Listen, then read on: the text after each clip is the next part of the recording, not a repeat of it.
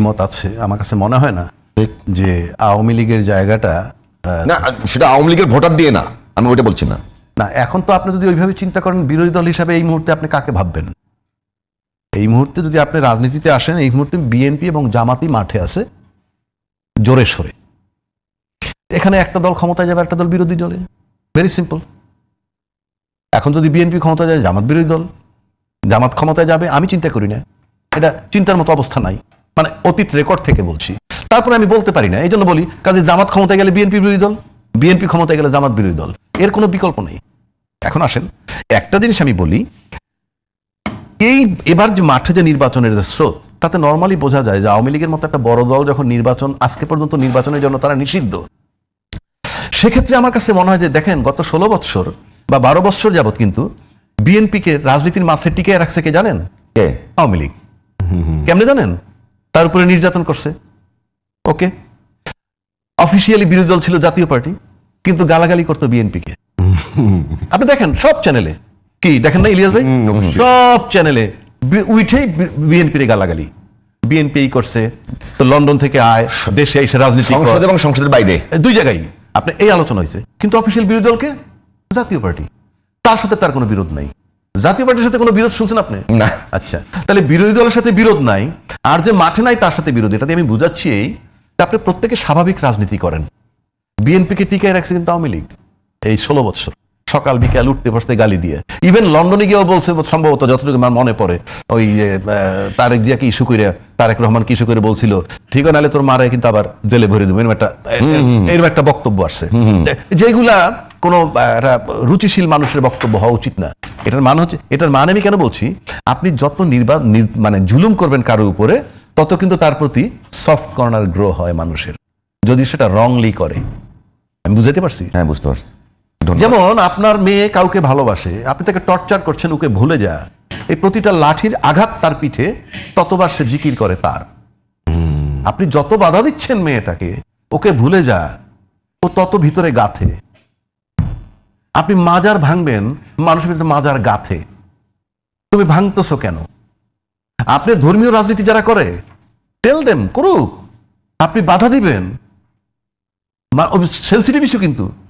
অথচ আপনি যদি বলেন যে একটা লোক ইসলামী যখন ওয়াজ করে গলার রক ছিঁড়ে যায় সাইড দিয়ে, মানে যে উত্তেজনা তাদের ভিতরে দেখি, এই উত্তেজনা হওয়ার কথা না।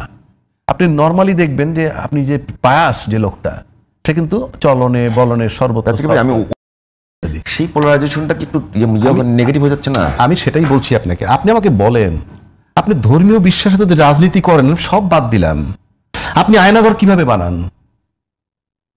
আপনি নিশ্চিত থাকেন সে মুসলমান না।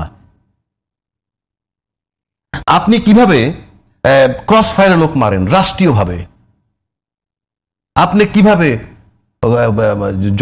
কি সমাবেশের ভিতরে সেই গ্রেনেড হামলা বলেন, কিংবা আপনি শাপলা চত্বরে বলেন, যেই মারুক। তারপরে আসেন আপনি বিদ্যুতের দাবিতে কনসার্টে আপনি 24টা লোক হত্যা করছেন। আপনি খালি যদি ইসলাম ধর্ম বলেন, কোন ধর্ম এটা পারমিট করে, কোন ধর্মের রক্ষা, আপনি সবটা আপনি আসেন। আমি ইন জেনারেল আসতেছি, এই যে আমরা বারবার বলতেছি মুসলমানের দেশ, মুসলমানের দেশ, আপনার গুণাগুণটা কোথায়? আমি সেজন্য বলছি আপনার শিশুর গুণাগুণ থাকতে হবে।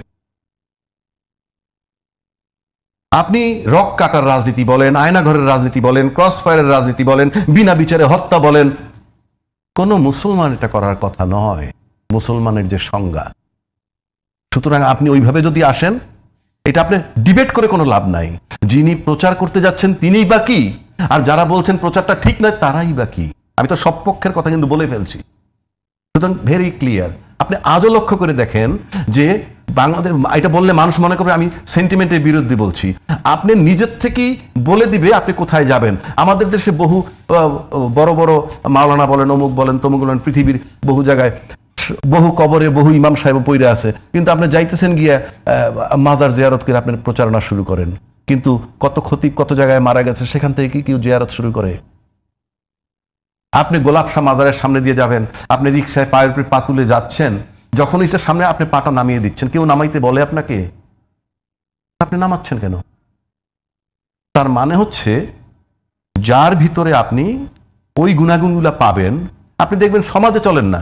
অনেক লোক আছে তার পিছনে হাঁটবেন, সে ব্রিফকেসটা নিয়ে হাঁটতেছে, আপনি তার কাছ থেকে কেড়ে নিচ্ছেন, দেন আমি টানি। আবার আরেকজন আপনাকে 50,000 টাকা বেতন দিচ্ছে মাসে, তার ব্রিফকেস টানার লেগে আপনার টানেন বেতনের জন্য, কিন্তু প্রতি মুহূর্তে তার উপরে বিরক্ত, বিকজ আপনি জানেন সে করে কি। সুতরাং এই বিষয়টা হলো ইন্টারনাল চেঞ্জ। আপনি উপর থেকে আমার যতই লেবাস দিয়ে চেঞ্জ করেন না কেন, আমি ইন্টারনাল যদি চেঞ্জ না হই, আপনি ধর্মীয় প্রচার করেও কিছু করতে পারবেন না, XYZ এর আইডিওলজি প্রচার করে কিছু করতে পারবেন না, এবং আইডিওলজিটা নাই এবং যার যার আইডিওলজি সে বিশ্বাস করে না বইলে ক্ষমতায় যাওয়ার জন্য একত্র হয়, জোট করে। আর যে জোটে ডাকি আমি, এটাও তো ঠিক না, ওর আইডিওলজি আমার আইডিওলজি সেম না, আর যে যাচ্ছে তারও আইডিওলজি, আর ওই যে ডাকে তার আইডিওলজি সেম না। তাহলে আইডিওলজি বলতে কিছু নাই। All these are for the purpose of election. আমি কিভাবে ক্ষমতায় যাব, আপনি ধর্ম বলেন, ধর্মের বাইরে বলেন, সবাই সেটাকে ব্যবহার করে। আপনি নাইলে যে সমস্ত নেতার আদর্শে যে দলগুলো গড়ে তুলছে, একটা বিকল্প খুঁজে বের করেন।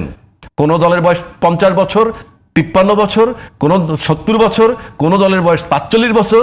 যারা তৈরি করছিল সেই দলগুলা, সেই দলের আদলে একটা লোক 45 বছর পরে পাইছেন কিনা, আর একটা দল থেকে 70 বছর পর পাইছেন কিনা, আপনি দেখেন। ধন্যবাদ। আমি অত্যন্ত গেছে, আমরা অন্য একটু ইস্যুতে যাই। জনাব ইলিয়াস খান, আপনার কাছে আসি একেবারে এই বিষয়টা। নির্বাচন এবং জাতীয় নির্বাচন এবং গণভোট নিয়ে এর মধ্যে ইলেকশন কমিশনের পক্ষ থেকে বলা হয়েছে যেটা খুব চ্যালেঞ্জিং, আবার কমনওয়েলথের পক্ষ থেকে যেটা কঠিন হবে। তারপরেও আজকে অর্থ উপদেষ্টা বলছেন যে চ্যালেঞ্জিং হলেও একই দিনে হওয়াটাই ভালো। যেহেতু বাংলাদেশে এর ইতিপূর্বে এরকম কোনো এক্সপেরিয়েন্স নাই, এখন পর্যন্ত রাজনৈতিক দলগুলোর মধ্যে দ্বিমত আছে, আবার এখন পর্যন্ত আপনার অস্ত্র উদ্ধার শুরু হয়নি। তো এবং গণভোটের কয়েকদিন আগে ইসি সচিব বলেছেন যে এখন পর্যন্ত গণভোটের নির্দেশনা আমাদের কাছে আসেনি। এর সার্বিক বিচারে জাতীয় নির্বাচন নিয়ে কোনো শঙ্কা দেখতে পান কিনা আপনি? আমি একদম শঙ্কা দেখতে পাই না, কারণ না, একদম পাই না, কারণ আমি একটু আগে বলেছি এগুলো থাকার পরেও এগুলো গণভোট শুধু এটুকুই আছে যে গণভোট কি ভোটের দিন হবে, জাতীয় সংসদ নির্বাচন দিন না আলাদা হবে, সেটা তো বলেছে। বাট আমাদের কিন্তু অভিজ্ঞতা আছে, নিশ্চয়ই আপনি আমার সাথে একমত হবেন, যে আমরা যে ইউপি নির্বাচন দিই, আমরা কিন্তু 3টা ভোট দিই। চেয়ারম্যান যদিও অনেক বছর ভোট দিতে পারেনি, চেয়ারম্যান সাহেবকে দিই, একজন মেম্বারকে দিই এবং একজন সংরক্ষিত মহিলা আসনের মেম্বারকে দিই ভোট। 3টা ভোট দেয়। কেন্দ্র অনেক বেশি থাকে, কিন্তু বেশি থাকে, ঠিক আছে। আর আপনার তো এখানে ভোটারও আসতে হবে, ধরুন অনেকগুলো বিষয় জড়িত। আর্থিক বিষয় নাম্বার 1, আলাদা করে গণভোট। যেমন আমি আমি আমি আমি জানি না মূর্খ কিনা, এই 4টি ইস্যু যে ফেলেছে, যে 4টি বিষয়ে হা না দিতে হবে, আমার কাছে এখন 4টি বিষয় না, 4টা বিষয় নিয়ে হা না দিতে হবে। হ্যাঁ, সেটি আমার কাছে এখনো ক্লিয়ার না। গ্রামের একটি সাধারণ মানুষ যার ওই অর্থে ধরুন সার্টিফিকেট নাই বা অত গণমাধ্যমের সঙ্গে যোগাযোগ নাই, পড়ে না, তাদেরকে তো বুঝাতে হবে। তো নাম্বার 2, ধরুন অর্থের বিষয়ে বলা হচ্ছে, এটা তো খুব যৌক্তিক, কারণ গত 15.5 বছর ব্যাপক লুটপাট হয়েছে, ব্যাংক লুটপাট হয়েছে, আর্থিক প্রতিষ্ঠানগুলো শেষ করে দেওয়া হচ্ছে। আপনি জানেন যে 5টি ব্যাংকে কেউ টাকা তুলতে গেলে টাকা দিতে পারে না, 5,000 টাকা তুলতে হলে আপনার আগে বলে রাখতে হবে। এবং অনেক 2-1টা ব্যাংক আছে লেনদেন সম্পূর্ণ বন্ধ, একদম বন্ধ। তো এই আর্থিক অবস্থা, আবার 3,000 কোটি টাকা খরচ করা আলাদা গণভোট ডেকে, এবং গণভোট আর জাতীয় সংসদ নির্বাচন অলমোস্ট সেম, কিন্তু অলমোস্ট সেম, কারণ গণভোট যে খরচ জাতীয় সংসদ নির্বাচনে ওইরকমই খরচ। সুতরাং আমি আলাদা করে দরকার কি আমার? নাম্বার 2, আপনি তো চান যে নিশ্চয়ই গণতন্ত্রে ধরুন ঠিক আছে যে কেন্দ্রে যদি 10% ভোটার আসে, তাদের মধ্যে যদি 6% গণভোটের হার পক্ষে দেয়, তাহলে পাস হয়ে যাবে। বাট দ্য পিপল পার্টিসিপেট থাকা উচিত, কিন্তু বেশি মানুষ যাতে ভোট দিতে পারে সেই চিন্তা করা উচিত। যদি ধরুন রাজনৈতিক দলগুলো আছে, বিএনপি, জামাত, অন্যান্য যে দলগুলো আছে, জাতীয় পার্টি যদি নির্বাচনে আসে, তারা তো চাইবে যে ভোটাররা যাতে কেন্দ্রে আসে, এবং তারা কিন্তু আসবে কেন্দ্রে। আর গণভোটের কার কোনো দায়িত্ব নাই, আমি ইচ্ছে করে গেলে গেলাম, না গেলে না গেলাম, এরকম অ্যাটিচিউড। কিন্তু সুতরাং প্রকৃত মানুষের মতামত কিন্তু সেখানে প্রতিফলিত হবে না। সুতরাং এইসব বিষয় নিয়ে আমি মনে করি যে নির্বাচনের দিনে, জাতীয় সংসদ নির্বাচনের দিনে গণভোট হওয়া উচিত। এবং এইসব কেন্দ্র করে আপনি যেটি বলেছেন, যে মূল যে প্রশ্নটি ছিল যে নির্বাচনে কোনো সংখ্যা দেখতে পাই না, একদমই সংখ্যা দেখতে পাই না। শুধু একটু সমস্যা আছে দেশের আইনশৃঙ্খলা পরিস্থিতি নিয়ে। বাট আমি যে কথাটা শুরুতে বলেছি, আবারও বলি, আমি দৃঢ়ভাবে আশাবাদী যে আইনশৃঙ্খলা পরিস্থিতি ঠিক হয়ে যাবে। কারণ পুলিশ বিশেষ করে একটা ট্রমার মধ্যে দিয়ে গিয়েছে কিন্তু 5 তারিখের পরে, কারণ পুলিশ অনেক জায়গায় অপরাধ করেছে আমরা জানি। তো সব কিছু ঠিক করার একটা চেষ্টা কিন্তু আছে, যদিও নানা ধরনের সমস্যা এখনও আছে। বাট নির্বাচনকে কেন্দ্র করে এর আগে আমার মনে হয় আইনশৃঙ্খলা পরিস্থিতি ঠিক হয়ে যাবে, এবং এই নির্বাচন নিয়ে কোনো প্রকার শঙ্কা নাই। আবারও সেই পুরনো কথা বলে, নির্বাচনী ট্রেন চলতে শুরু করেছে, এখন জাস্ট গন্তব্যে পুজো বলে আশা করি। কি আপনিও কেমনটা মনে করেন কিনা? সাথে যুক্ত করি একেবারে এই নির্বাচনকে, অলরেডি নির্বাচন যাতে না হয় সেজন্য পালিয়ে যাওয়া ফেসিবাদী শক্তি কিন্তু অলরেডি হুমকি দিয়েছে, তার সঙ্গে যুক্ত হচ্ছে অনেকগুলো দ্বিমত, সাথে আবার এত বড় নির্বাচনের টাইম ম্যানেজমেন্ট, সব মিলিয়ে আপনিও কি ইলিয়াস খানের মতো মনে করেন কিনা যে নির্বাচন নিয়ে এখন পর্যন্ত কোনো সংখ্যা নেই? ধন্যবাদ আপনাকে। সাথে একটা প্রশ্ন যুক্ত করি যে গণভোট নিয়ে যে 4টা প্রশ্ন দেওয়া হলো, 4টা প্রশ্নের একসঙ্গে হ্যাঁ অথবা না, এটা কঠিন না? একটুও কঠিন না। কেন কঠিন না আমি বলি। প্রথমেই বলা আছে এটা নির্বাচনী সংস্কার, সংবিধান সংস্কার আইন 2025 এই টাইপের উপরে লেখা। তারপরে ক খ গ গ দিয়ে দিছে, কিন্তু উত্তরটা দিতে হবে হা না। এমন না যে কতে হা দিলাম তো খতে না দিলাম, ন হয় হা দিবা নয় না দিবা। তার মানে 4টা পক্ষে অথবা 4টার বিপক্ষে। আমি তো 2টাই পক্ষে। স্কোপ নাই তো, বলাই তো আছে হা না। এতে বলা নাই যে ক খ গ গ 4টায় 2 পদে দিতে পারবেন, একটা হ্যাঁ একটা না, বলা নাই তো। আপনাকে হ্যাঁ নাই দিতে হবে। তার মানে রাজনৈতিক দলগুলোর সঙ্গে যে আলোচনা করলেন নির্বাচন ঐকমত্য কমিশন, তখন আপনি অনেকগুলো অপশন রাখলেন। যখন জনগণের কাছে যাচ্ছেন তখন একেবারে তাদেরকে রেস্ট্রিক্টেড করে দিচ্ছেন। কথা বললে ভাই আমার সিম্পল কি বলতে হয় জানেন? আপনি মানেন কেন? কারণটা কি? আপনার দুর্বলতা কোথায়? মানলেন কেন? আপনি মানলেন কেন? আপনি 8 মাস গেলেন কেন আলোচনার জন্য? আলোচনার আপনি গণতন্ত্রের একটা বড় বিষয় হলো আলোচনা জারি রাখতে ভাই। হবে। আপনি আলোচনা সংলাপ জারি রাখবো না? আচ্ছা, সংলাপ জারি রাখছেন তো একমত। আপনি তো মিয়া কোনো রাজনীতিবিদই না, আপনি এনজিও গভর্নমেন্ট, কিন্তু রাজনীতিবিদরা তো একত্র করলাম। ঐক্যমত হওয়ার কথা তো তাদের। হ্যাঁ ঠিক আছে, সরকারের সাথে তো আমি ঐক্যমত হব না। ঐক্যমত হবো আমরা রাজনৈতিক দলগুলো। তারা আমরা হইতে পারছি? এটা দায় কার? এটার দায় কার? রাজনীতিবিদরা যদি ঐক্যমত হয়ে কইতো, আমরা একটা বিবৃতি পাইতাম যে আমরা এই দল এইভাবে ঐক্যমত হয়েছি। তারপর যদি দেখতাম যে সরকার কিছু উল্টাপাল্টা বলে, তো অনেক কথা। হ্যাঁ, আপনারা দিলেন সরকারের ঠিলে, সরকার আবার স্বাধীন আলটিমেটাম দিল, এবং সেখানে আপনারা বললেন কি সরকার চূড়ান্ত সিদ্ধান্ত নেবে। উনি নিছে। এখন গণভোট আর নির্বাচন একই দিনে হবে। ইলেকশন কমিশন বলছে চ্যালেঞ্জিং মানে সংখ্যা। উনি তো বললো কোনো সংখ্যা দেখেন না। সিইসি তো বলছেন একই দিনে সংসদ নির্বাচন এবং গণভোট। চ্যালেঞ্জিং মানে কি? স্মুথ না সংখ্যা? সংখ্যা 1 2। তার সাথে প্রশাসনের সম্পর্ক আছে। প্রশাসন, এক কথা আমি বারবার বলি, প্রশাসন থেকে আজকে মাত্র 21 দিন 3 সপ্তাহ আগে একজন ডিআইজি পালাই গেছে। সে তো প্রশাসনের লোক। আমার প্রশাসনটা নর্মাল না, যেখান থেকে এখনো ডিআইজি পালায়। আবার একজন মেজর জেনারেল পালাই গেছেন, সে তো প্রশাসনের পার্ট। এটা তো নর্মাল বিষয় না। এরপরে যদি বলি এটা নর্মাল, আমি তো আমার 53 বছরের ইতিহাস, বাংলাদেশের 54 বছরের ইতিহাস, আপনি শুনছেন কোনদিন ডিআইজি পালায় যায় আর জেনারেল সাহেব পালায় যায়? তারপরে বলতেছেন অ্যাডমিনিস্ট্রেশন ঠিক আছে। 3 নম্বর আসেন অস্ত্র উদ্ধার।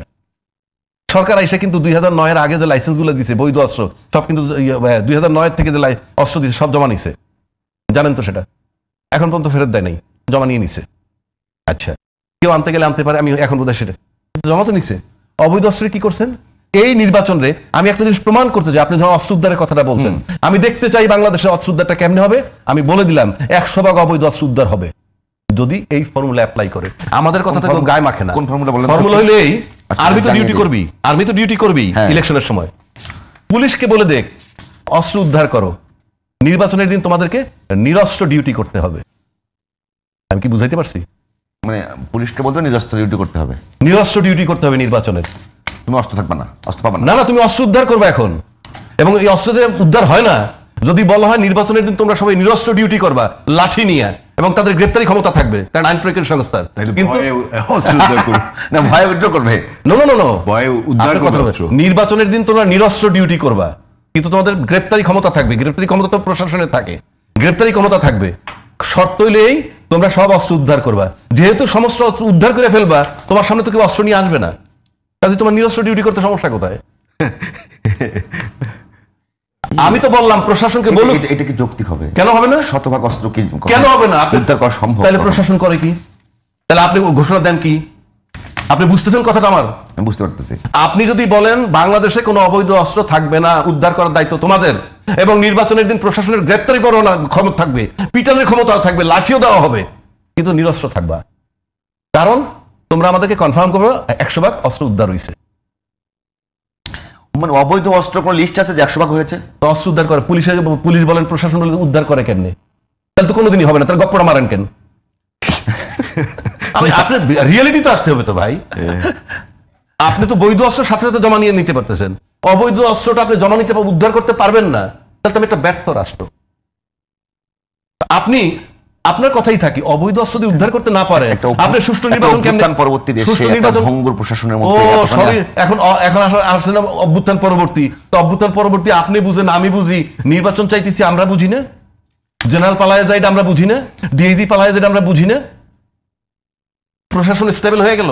ইলিয়াস ভাই বললেন স্মুথ, আমি বলতে বাংলাদেশের ইতিহাসে যত নির্বাচন হয়েছে এই নির্বাচন হবে সবচেয়ে খারাপ নির্বাচন এবং নজির হবে, আপনি নিশ্চিত থাকেন। এবং প্রমাণটা বলি, নজির যে হবে তার প্রমাণটা বলি আপনাকে।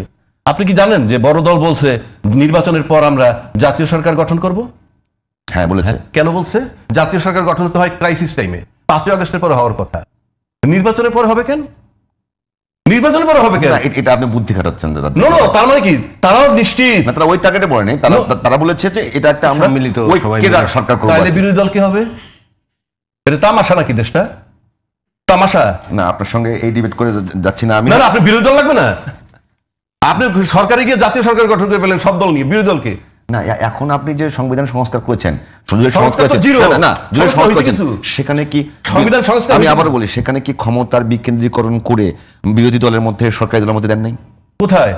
কোথায়? যে কোনো নিয়োগ বডিতে আগে যেমন আপনি এটা কোনটা বলতেছেন? তো এই জুলাই সনদের আইনি ভিত্তি কন্যার সাথে দেখা নাই বিয়ে শুক্রবার, ওইটা হয়েছে কিছু না? আপনি ডেপুটি স্পিকার দিলেন বিরোধী দল থেকে, সেটা যদি সেটা আইনি ভিত্তি পাইছে, সেটাকে আপনি যদি খুব সেটা আইনি ভিত্তি পাইছে পাবে গণভোটের মধ্য দিয়ে। এটাই তো বললাম, কন্যার সাথে নাই বিয়ে দেখা নাই বিয়ে শুক্রবার, আপনি আদৌ হয় নাই কিছু, আপনি কাল্পনিক জগতে আছেন, একদম কল্পনার জগতে আছেন। ওইটা হইলে এর আগে এইটা বাস্তবায়ন হবে না এরকম কোন রাজনৈতিক দল বলেছে? এইখানে আসেন, বাস্তবায়ন যদি হবেই আমার গণভোটে যাওয়া লাগছে কেন? কেন? আমরা তো একমত কিছু বিষয়ে নোট অফ ডিসেন্ট ছিল, সেগুলো বাদ দিয়ে তো নোট অফ ডিসেন্ট নিয়ে আপনি আমরা একমত হইতে পারলাম না কেন? সরকারের ধারধারি নেই, একমত না হওয়াটাই তো গণতন্ত্র ভাই। একমত হইতে পারলেন না, আবার নির্বাচনের পর বলা হচ্ছে গণভোটও অ্যাপ্রুভ করবে সংসদ। What is the use of this গণভোট? ভাই আপনি তো লজিক্যালি থাকতে হবে। আপনি এক কথায় বলে দেন যে ইয়েস গণভোট যদি হা হয়ে যায় ইট ইজ ফাইনাল। গণভোট হা হওয়ার পর যেটা আমরা জানি গণভোট হা হওয়াটাই সংবিধান, সেটাকেও আপনার সংবিধান সংসদে অ্যাপ্রুভাল দিবে, সংসদে ইমপ্লিমেন্ট করবে। অ্যাপ্রুভাল বলছে কি? ইয়েস রিজেক্ট করতে পারবে। ইলিয়াস ভাই যদি এই বিষয়টাতে কিছু বলেন, এরপর অন্য একটা বিষয় নিয়ে কথা বলে শেষ করবো আর কি। আমরা অন্য বিষয়ে আলোচনা করি, তাহলে একেবারে একটা বিষয় এসছে, এদিন খুব আলোচনা এসছে, বিভিন্ন রাজনৈতিক দলের বিভিন্ন নেতারা বলছেন, এটা হয়তো রাজনৈতিক বক্তব্য, যে শেখ হাসিনা যদি বাংলাদেশে ফেরত আসে, উনি যে আত্মসমর্পণ করে, তাহলে আওয়ামী লীগের যে নিষেধাজ্ঞা আছে এটা উঠে যাওয়া উচিত। প্রথমত শেখ হাসিনার বাংলাদেশে ফেরত আসা আমার মনে হয় সম্ভব না, তিনি আসতে পারবেন না। যে জনরোষ সৃষ্টি হয়েছে এটি যে 1 বছর 2 বছরের মধ্যে শেষ হয়ে যাবে আমি সেটি বিশ্বাস করি না। কারণ মানুষের ব্যাপক ক্ষোভ আছে, এবং এবারে আন্দোলনে একটি দিক হচ্ছে, যেমন ধরুন যে 90-তে যে আন্দোলনটি হয়েছিল বান আন্দোলন, শুধু ঢাকা বিশ্ববিদ্যালয় এবং কয়েকটি পাবলিক বিশ্ববিদ্যালয় মিলে ছাত্ররা আন্দোলন করেছে, এরশাদ পতন হয়ে গেছে। এবারে আন্দোলনটি কিন্তু একদম পুরো দেশব্যাপী ছিল, গ্রামে গঞ্জে পাড়া মহল্লায় প্রাইমারি স্কুল হাই স্কুল সব জায়গায় আন্দোলন হয়েছে। এটি বলছি আমি এই কারণে, এই আন্দোলনটি সবাই ছিল, বাট মূল যারা ছিল তারা 17 থেকে 25 বছর বয়স, এই যারা আন্দোলনটি করেছে বা আর একটু বেশি, এরা তো এর মধ্যে নিশ্চিন্ন হয়ে যাবে, এরা কি দেশে আরো বড় হবে, রাজনীতি সচেতন থাকবে, রাজনীতি করবে। সুতরাং ক্ষমা চেয়ে শেখ হাসিনা ফেরত আসবে, এটি আমি মনে করি। এবং তিনি যদি আসেনও, তারা একটি লোক আপনি দেখতে পান এত যে গুম করেছে, খুন করেছে, ব্যাংক লুট করেছে, মানুষের মানবাধিকার যতভাবে লঙ্ঘন করা যায় করেছে, একটি আওয়ামী লীগের লোক অনুশোচনা কোনো অপরাধ বোধ নাই, একটি লোক যদি আপনি অপরাধ বোধ আছে, একটি লোকও পাবেন না। সুতরাং এই আওয়ামী লীগকে বাংলাদেশের মানুষ, গণতন্ত্র প্রিয় মানুষ যারা, খুব সহজে ছেড়ে দেবে এটি ভাবার কোনো কারণ আছে বলে আমি মনে করি না। তারা নেতারা ওই দিল্লি বসে, কলকাতা বসে, এই ওয়েস্টার্ন ওয়ার্ল্ডে বসে একটা ফ্লেভার দিতে চায় যে তাদের নেত্রী আবার ফেরত আসবেন বা তারা আবার ক্ষমতায় আসবে, কিন্তু মক্কা বহুদূর আমি যেটি মনে করি।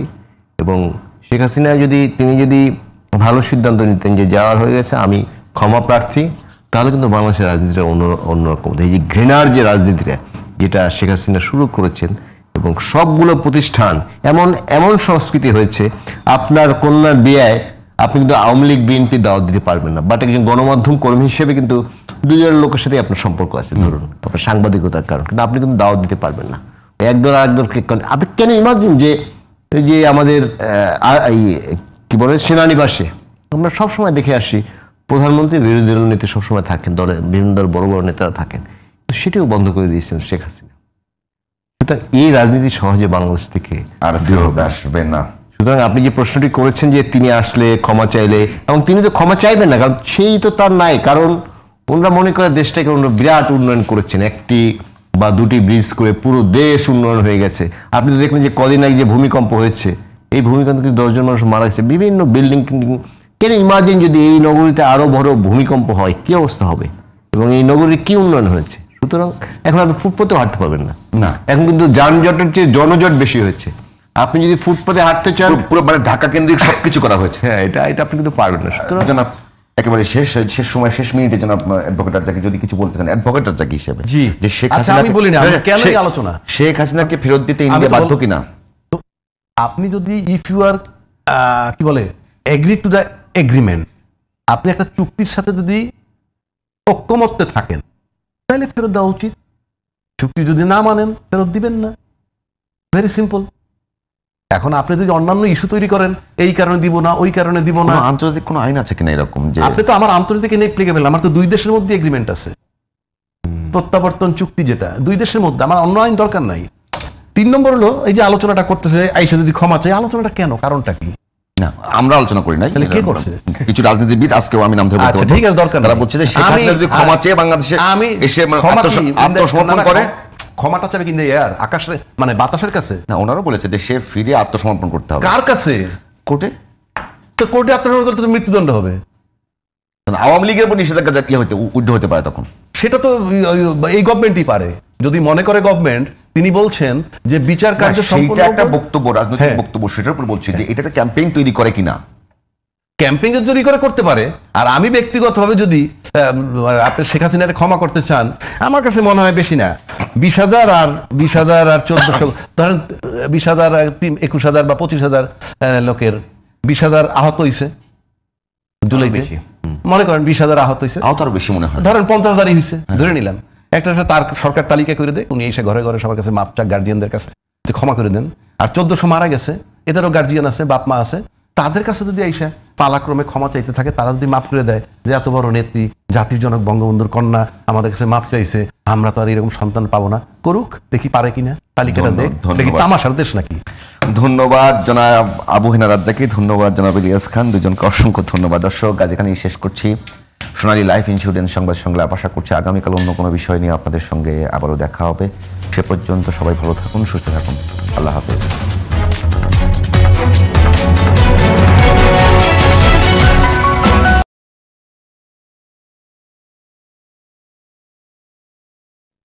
এখন আপনি নির্বাচনী প্রচারণায় কে কি প্রতিশ্রুতি দেয়, এটা যার যার বিষয়। এখন আপনি যদি রেস্ট্রিকশন করতে চান, সেটা তো ভিন্ন কথা। আপনি আমাকে রেস্ট্রিকশনটা কিভাবে দিবেন? ধর্ম তো যে 90% মানুষ মুসলমান, তো এখন সেই ধর্মের মধ্যে সেই মানুষের মধ্যে ধর্ম নিয়ে আপনি যে পার্টিশন করতে যান, সেটা বিষয়টা কি মানে সমাজের জন্য কল্যাণকর হবে বলে মনে হয়? আপনি যদি প্রত্যেকটা দলে কিন্তু আলাদা আইডিওলজি, আপনি ধর্মীয় রাজনীতি যারা করে তাদেরকে বাদ দিয়ে দেন, এক সাইডে রাখেন। প্রত্যেকটা দলের কিন্তু আলাদা ম্যানিফেস্টো, আলাদা আইডিওলজি, এইগুলো একত্রে বসবাস করে কেমনে, এইগুলা জোট করে কেমনে, কি হিসাবে? আমার আইডিওলজি তো সেম না, তার মানে কি? Ideology is not factor. Ideology কোনো ফ্যাক্টরই না। ফ্যাক্টর হলো কিভাবে এনক্যাশ করবেন, আপনি রাজনীতিতে কিভাবে আপনাকে এনক্যাশ করবেন। আপনি কয়দিন আগে দেখছি এমন কথাও তো বলছে যে বিদেশ সফরে গিয়ে বলছে জিয়াউর রহমানের কণ্ঠ শুনছে, যে উনি যখন বক্তব্য রাখছেন তখন মনে হয় যে আমি জিয়াউর রহমানের কণ্ঠে বক্তব্য শুনছেন তো কয়দিন আগেও। তা আপনি গুলো কি করবেন?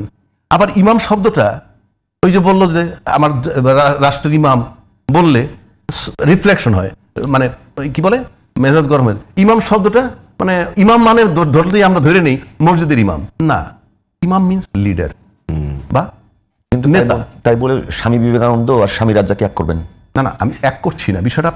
আমি বুঝি না ঠিক। আমি তো ধর্মীয় বাংলাদেশের স্বামী বলতে যেটা ব্যবহৃত হয়, রাজ্জাকি ভাইয়ের ওয়াইফের স্বামী রাজ্জাকি ভাই। আপনি আমাকে প্রশ্ন করতে পারেন একটা, যে ধর্মভিত্তিক রাজনীতি আপনি পছন্দ করেন কিনা, সেটা একটা প্রশ্ন। আর ধর্মীয় আইডিওলজি যারা রাজনীতি করতেছে সেটা আরেকটা প্রশ্ন। আপনার চার প্রশ্ন জনাব ইলিয়াস খান, একেবারে আমি ওই জায়গাতেই থাকি। একেবারে যদি প্রশ্ন করি, বিএনপি আবার বক্তব্যে বলছে যে আমরা মদিনার ইসলাম কায়েম করব, পছন্দ করি। জামাত ইসলাম, নিজেদের ইসলাম আছেই, খেলাফতে মজলিস থেকে শুরু করে হেফাজত ইসলাম, এগুলো আছে, ইসলামী আন্দোলন যারা আছে। আগামী নির্বাচনকে কি মানে নির্বাচনের মূল উপজীব্য বিষয় ধর্মকে দেখছেন কিনা? না না না, ধর্ম আমি গণতন্ত্রকে দেখছি, বাংলাদেশের গণতন্ত্র মুক্তি পাক, সব দলগুলো সেটি চাচ্ছে। না, সেটা তো গণতন্ত্র, কিন্তু গণতন্ত্রের মধ্যে যদি শুধুমাত্র না, এটি নির্বাচনিক কৌশল, ধর্মকে ব্যবহার করবে, কারণ এই দেশের 90% লোক মুসলমান, আমরা জানি 92% বোধ হয় এখন। তারা এই মানুষের মন গলানোর জন্য, মন পাওয়ার জন্য, তাদের ভোট পাওয়ার জন্য নানা ধরনের কৌশল না, ইলিয়াস ভাই, আমি একটু যদি আপনাকে অ্যাড করে দিই, আপনি বলতে সুবিধা হবে। জি। ভারতের রাজনীতি যদি খেয়াল করেন বা ভারতের যে নিউজগুলো দেখবেন, সেখানে রাজনীতির মূল বিষয় হলো হিন্দু মুসলিম পার্টিশন। জি, হিন্দুইজম। কোনো কারণে কি বাংলাদেশে, যেহেতু প্রতিবেশী দেশ ভারত, সেইটার কোনো প্রভাব বাংলাদেশে পড়ছে কিনা? আমি এটি মনে করি না। ভারতকে দীর্ঘদিন ধরে বিজেপি পাওয়ার আছে, মৌলবাদী দল আমরা জানি, RSS নিয়ন্ত্রণ। বাংলাদেশ তো কোনো ধর্মীয় দল কোনোদিন পাওয়ারে আসে না, আর ওদের ভবিষ্যতে কখনো পাওয়ার আসবে বলে আমি মনে করি না। যতই ইকুয়েশন দেয়া হোক, এটা একটা ন্যারেটিভ তৈরি করা হচ্ছে, হ্যাঁ, বাট ইটস নট ট্রু। বাংলাদেশের মানুষ, আমি শুরুতেই বলেছি, ধর্ম ভীরু কিন্তু ধর্মান্ধ না। শুধু ধর্মীয় জিগির তুলে ক্ষমতায় আসবে, হয়তো 2-4টি মাজার ভাঙা যাবে, কিন্তু ক্ষমতায় আসা অনেক কঠিন বিষয়। এই দেশে আপনি দেখুন প্রায় 13 কোটি ভোট, এবং এখন কিন্তু মানুষ খুব সচেতন। আমি শহরে বসে যা জানি, এসে কিন্তু গ্রামে বসে, চার দোকানে বসে টেলিভিশন দেখছে, পত্রিকা পড়ছে, সব কিন্তু মানুষ এখন জানে। মানুষ খুব সচেতন। সুতরাং মানুষ চাইবে যে দলটি ক্ষমতায় আসলে আমরা ভালো থাকবো, সেই দলটিকে আমরা ভোট দিব। আর বেহেশতের টিকিট তো রাজনৈতিক কারণে নানা কথা বলা হয়, বাট এটি তো কে বেহেশতে যাবে, কে দোজখে যাবে, এটি তো একমাত্র আল্লাহ জানেন, আর তো কেউ জানেন। একজন সারাদিন অপরাধ করে বেহেশতে চলে যেতে পারেন কোনো একটা ভালো কাজের কারণে। সুতরাং আমি যদি এটা প্রেসক্রাইব ফর্ম দিই যে এটা করলে আমি বেহেশতে চলে যাবো, আপনাকে আমি বেহেশতে নিয়ে যাবো, সেটি বলার কোনো সুযোগ নেই। বাংলাদেশের বহু সংস্কৃতি দেশ, এখানের মানুষ এক ধরনের কিন্তু কি বলে যে সবাই মিলেমিশে থাকা পছন্দ করে। শুধু একটি ধর্মীয় গোষ্ঠীর মধ্যে কেউ থাকতে চায় না, বা এর বাইরেও সবাই মিলেমিশে থাকতে চায়। সেখানে নানা কালচার আছে, নানা মত আছে, নানা পথ আছে। আমরা যেমন এখন যে ধর্মীয় দলগুলোর কি বলে যে ঐক্য হয়েছে, আপনি জানেন 8টি দল জামাতের নেতৃত্বে, চরমনের পীর সাহেব যারা, তারা কিন্তু জামাতের বিরুদ্ধে সবসময় আমরা জানি। কিন্তু এখন আরো যদি একটু স্পষ্ট করে বলি, মূল বিষয়টি হচ্ছে ক্ষমতায় যাওয়া। কারণ সবগুলোতে বুর্জোয়া দল, তাদের মূল টার্গেট হচ্ছে ক্ষমতায় যাওয়া। আমি হয়তো ইকুয়েশন করছে যে আমরা যদি একটা জোট করি, আমরা ক্ষমতায় চলে, রাজ্জাকের একটু আগে যেটি বলেছেন, যে এখানে যে আদর্শই কাজ করছে তা কিন্তু না। জামাত ইসলামের ধর্ম একরকম, তারপরে এই চরমনের পীর সাহেব যে, তাদের ধর্ম একরকম, কিন্তু এক না, কিন্তু না, তাদের বিশ্বাসগত তরিকা, বিশ্বাস এবং আকীদা সেপারেট। তারপরে হেফাজতে ইসলামের যিনি নেতা, কি মামুনুল হক বোধ হয় না, তিনি কিন্তু কয়েকদিন আগে দেখছি বিএনপির সাথে খুব সখ্যতা, আবার এখন দেখছি জামাতের সঙ্গে। কিন্তু মূল টার্গেট হচ্ছে ক্ষমতায় যাওয়া। আমরা কিভাবে ক্ষমতায় যেতে পারি, হয়তো ভাবছেন যে জোটটি করলে আমরা ক্ষমতায় যেতে পারি, বা বিএনপি কিছু দল নিতে চায়, বা বিএনপির সাথে অনেক দল আসতে চায়। আমরা ইদানিং দেখি যে আসার জন্য খুব উদ্গ্রীব হয়ে আছে। এর মূল হচ্ছে ক্ষমতা। আসলে বুর্জোয়া পলিটিক্সে মূল লক্ষ্য কিন্তু ক্ষমতা, এবং সেটিকে কেন্দ্র করে কিন্তু বাংলাদেশের রাজনীতি এখন আবর্তিত হচ্ছে। এই কারণ আপনি জানেন যে প্রধান উপদেষ্টা তিনি বলেছেন যে ফেব্রুয়ারির প্রথমার্ধে নির্বাচন হবে। এর বিরুদ্ধে একটা নেগেটিভ তৈরি করছে যে নির্বাচন হবে না। এই যে বিভিন্ন লোক কিন্তু প্রশ্ন করে, নিশ্চয়ই আপনাকেও করে, রাত জেগে ভেগে করে, আমরা আমাদের সাথে বলে যে নির্বাচন আদৌ হবে, কেন হবে না, কেন হয়, কেন হবে না নির্বাচন না হওয়ার তো কোনো কারণ নাই। কারণ